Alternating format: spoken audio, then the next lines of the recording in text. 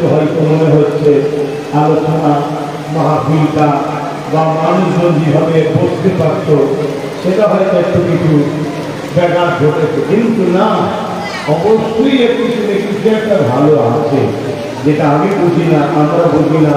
অবশ্যই যিনি সব থেকে বেশি বোঝেন আল্লাহ তিনি ভালো জানেন। আমাদের সুলতান চাচা দাওয়াত করেছে আর মাইকের পাশে বসে হালো করে শুনতেও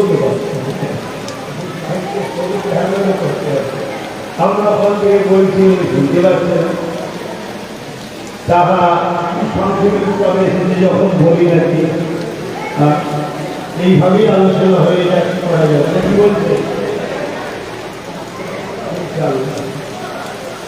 আমার বাইরে একটা বাজারে বসে নিয়ে করতে হচ্ছে মাশাআল্লাহ। আজকে 8টা হাতে সাইকেলের দোয়া আছে, 9 2 না উল্টো ব্যাখ্যা নেবেন না, মানে রিসেন্ট আল্লাহ কোরআনকে ইয়াদ করলেন। এই সুযোগ আমরা আমাদেরকে দিই। আমরা চলতি গ্রামের মানুষ চলতি ভাষা বলে ফেললাম। তো যার গ্রামে নিয়ে আজকে আমরা দোয়া করবো, আল্লাহ গ্রামের হাতে আমাদের দোয়াকে কবুল করে। আল্লাহ কোরআনকে অনেক বড় নিয়ামত আল্লাহ করেছে। এমনি কোরআন তো কালামুল্লাহর কথা, এই কোরআনকে যিনারা ইয়াদ করে হাফেজে তিনাদেরকে আল্লাহ অনেক নিয়ামত আল্লাহ করেছে। তবে মাফ করবেন, দুঃখ লাগলেও কিছু করার নেই, সত্যটা বলতে হবে। হাফেজ কিন্তু 2 ধরনের, হাফেজ 2 ধরনের, দুজনেই কোরআন ইয়াদ করেছে, কিন্তু একজন যাবে জাহান্নামে, একজন যাবে জান্নাতে। জান্নাতে শুধু যাবে না, 70 জন এমন লোককে জান্নাতে নিয়ে যাবে যারা জাহান্নামে ঘোষণা হয়েছে। আল্লাহ হাফেজের ওসিলায় তাদেরকেও জান্নাতে করবে। আর আরেকবার হাফেজ আছে যারা আলেমদের মতো হয় না, একবার আলেম হলো জান্নাতি, একবার আলেম হলো জাহান্নামী।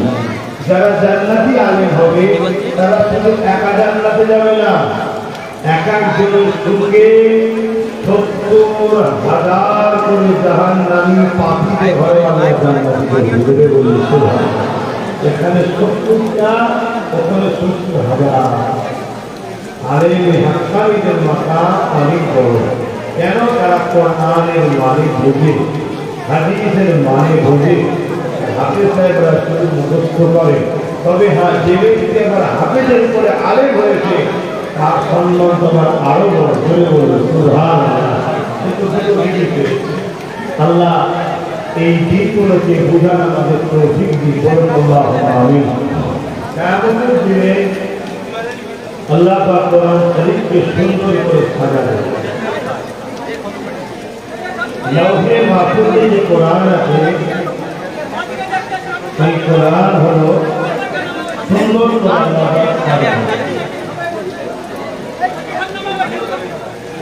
ওই কোরআন যখন সুন্দর করে সাজাবে আল্লাহ, আল্লাহর ক্ষমতায় কোরআন আস্তে আস্তে নিচে হাঁটা চলা করতে পারবে।